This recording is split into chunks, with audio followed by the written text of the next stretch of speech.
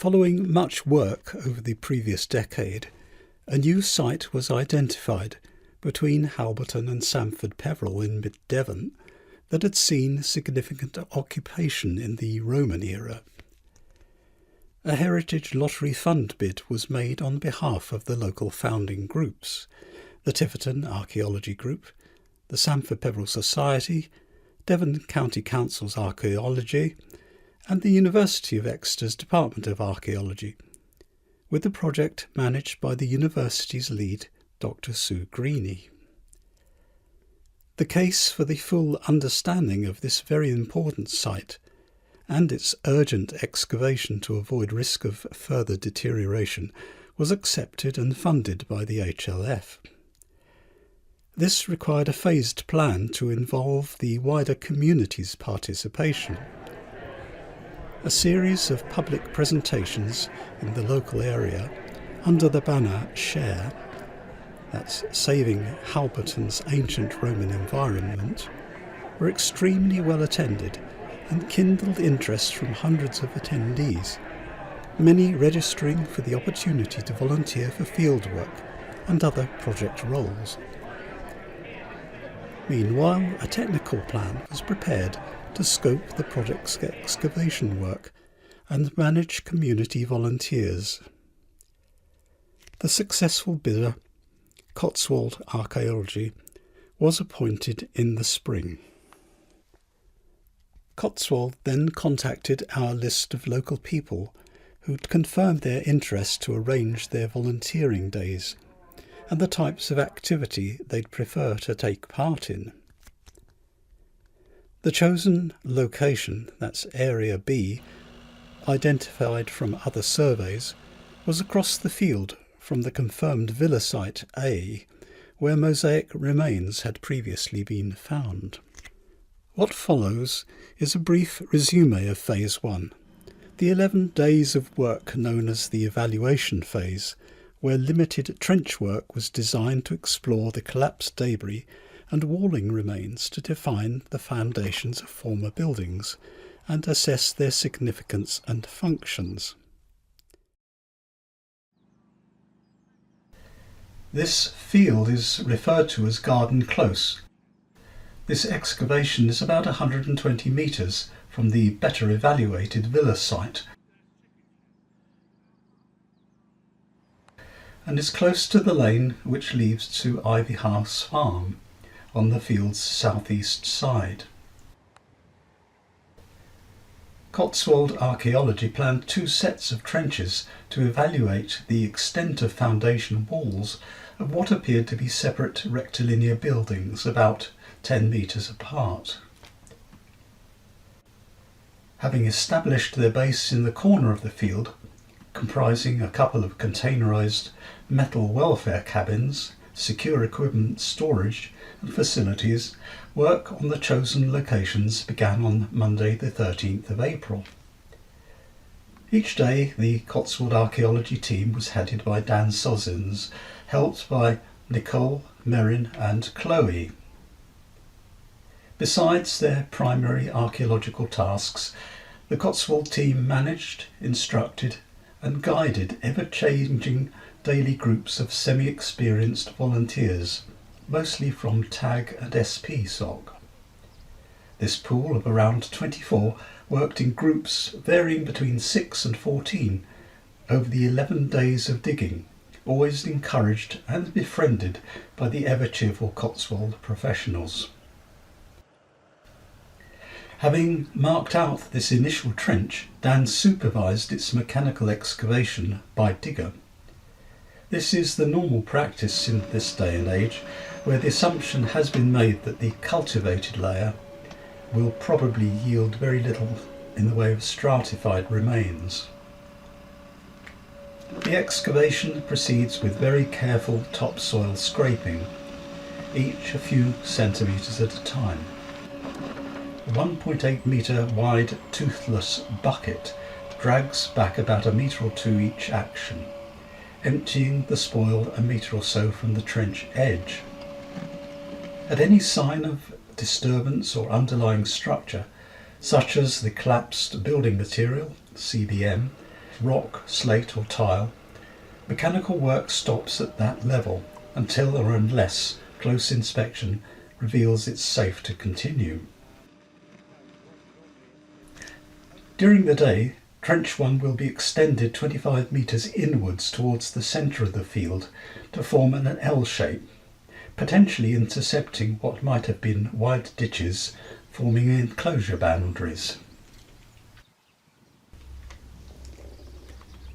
Later that day, digger excavation moved on to the other trench complex, Trench 2, further down the field, and continued into the second day, which was very wet. Trench 1 was starting to reveal some very interesting features, and we realised we had much more than a rough stone outbuilding. A portion of quite deep wall remained with several layers of better quality dressed stone that had not been robbed out, indicating a little of its former construction. Further on, an area of plastered shallow wall stepped down to a pristine slab of Roman waterproof concrete, opus signinum. The slab measured about 1 metre by 2.5, and on its visible sides had fillets of rounded concrete sealing the edges to aid water retention. It was afterwards referred to as the tank. This was located at the corner of a rectilinear building, and from this evidence and the geophysics, there's evidently more of the building to be investigated between this corner and the nearby field edge. In Trench 2, which was cross-shaped, a large amount of material had collapsed. Much of it was of the Roman fishtail pattern slate, each held by a single peg or iron nail, and many nails were found within the debris. Piles of walling stone lay above this, and an unusual clay layer below, possibly within the internal space of the original building. A pit at the intersection produced many pieces of flue box tile, indicating the building had had a furnace and underfloor heating system. Usually about half a metre. I think I've had hypercourse probably about 800 is the deepest ones I've come across.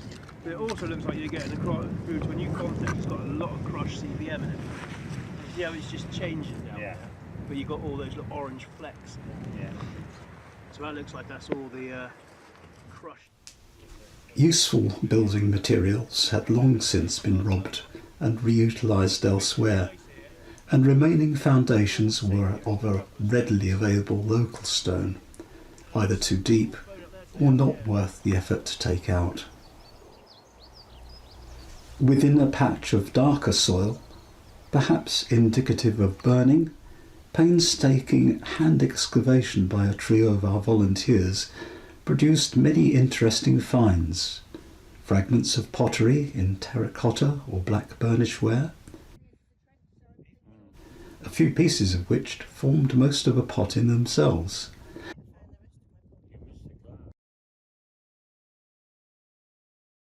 And a piece of larger tessera and floor tile, and many animal bone pieces.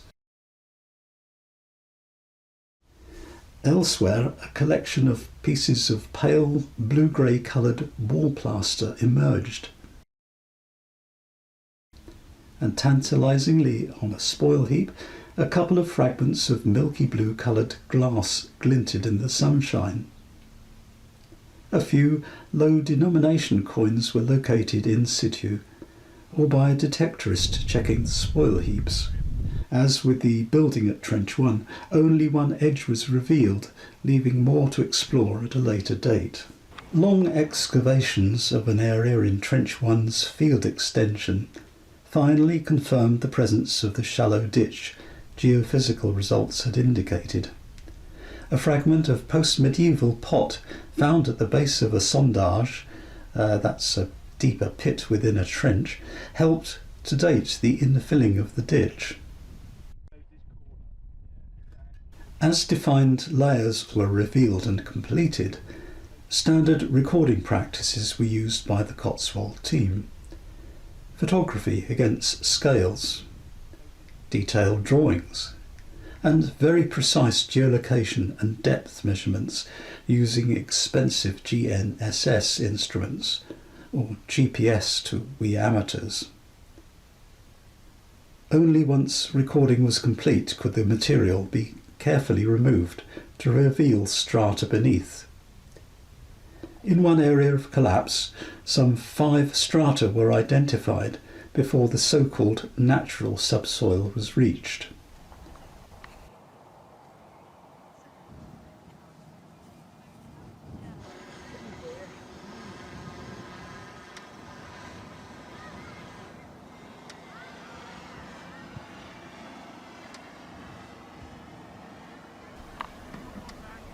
Towards the end of the dig, Dan explained his role and toured the many important features evaluation work had exposed, and some tentative conclusions they suggested ahead of full analysis.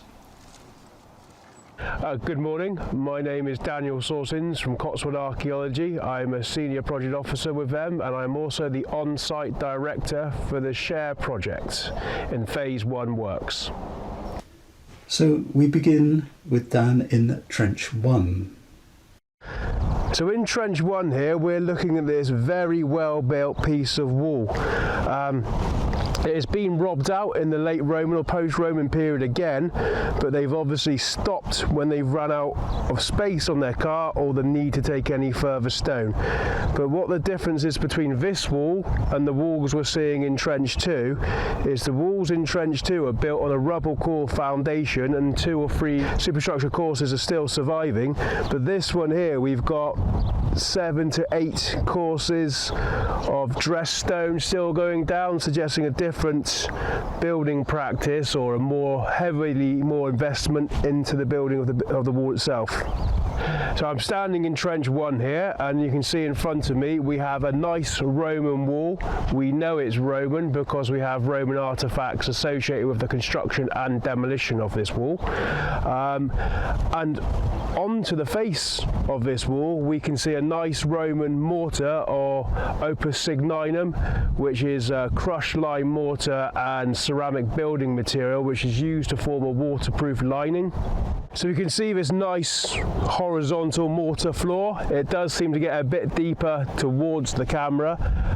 You can see it's got a nice curbing around that marks the difference between the vertical and the horizontal, and this was likely put in to waterproof the joint between the 2 angles. Coming down the edge of the trench here, we can see the curb does come back down, and we have a bit of vertical mortar still surviving, but the wall that was attached to has been robbed out.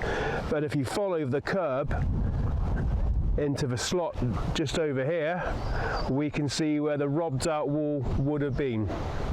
So this is the robbed out wall trench, and we can see just on the external side of where the wall would have been, or the internal for the building, we've got a bit of surfacing still surviving. It was obviously robbed out during the post-Roman or early medieval periods. We haven't got exact dating for it yet. And then as we go through this excavated slot, we can see lots of roof tile which has probably collapsed from the building that once stood here.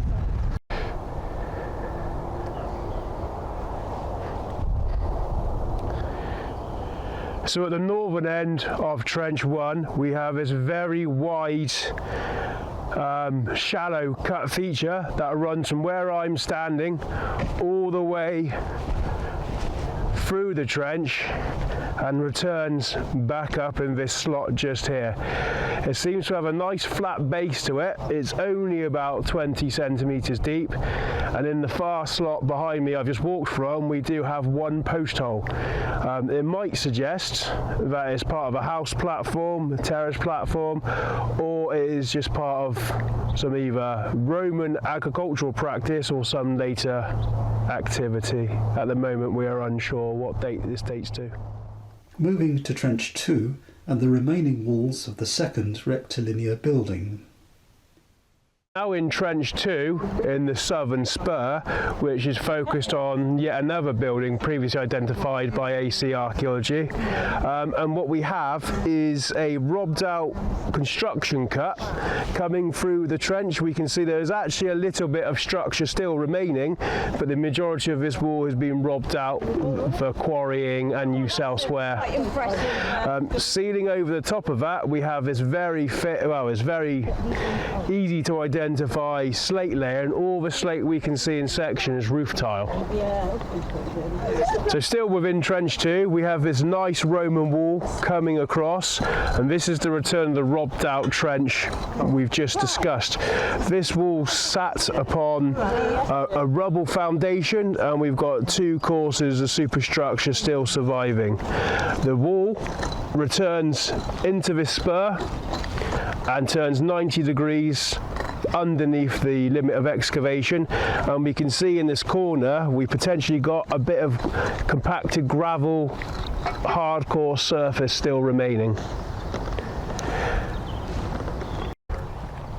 So we can see the wall, or the external wall of the building, coming through the trench, where it either stops and returns or it's been lost to medieval and modern plough action. And abutting up against the internal face of this wall, we have this dark spot just in front of me, which could be the hearth, and these stones that we're seeing could be hearth lining. Obviously we haven't investigated further than defining it in plan at the moment. So what the 2 trenches are showing us is there is definitely some structure of relatively high status in these 2 trenches. So we have one building and a second building down in Trench 2. Whether they're connected or not, we don't know, but finds are including painted wall plaster, fragments of mosaic coming out of the demolition material, and obviously one of the stars is the Opsig tank behind us. So whether this tank is related with personal bathing or laundry, we certainly don't have the evidence for smelting, tanning or other industrial uses of the tank at the moment. Dan helpfully sketched the likely plan of the buildings relative to the 2 trenches. At the end of the dig, many sacks of earth were inserted into fragile areas before infilling. When the more extensive excavation resumes at the site, the bags will give early notice that the important strata has been reached. Finally, the digger returned and delicately repacked the trenches so that the field is made safe to walk again, and the archaeology protected until further full-scale excavations return in the weeks to come. The findings would inform planning for Phase 2, where more extensive work in the weeks following, when wide swathes of areas A and B are to be stripped back of topsoil, and cohorts of Exeter archaeology students would come to develop their valuable practical field archaeology skills, aided and supervised by CA and university staff. In the final weeks, many community volunteers will be taking over the site. Only after all the on-site excavation has been completed and evaluated will an interpretation of the villa complex become clearer. The wider environment in which the villa sits is planned to be explored in the following 2 years, and who knows what groundbreaking finds are yet to be made, which could change the history books.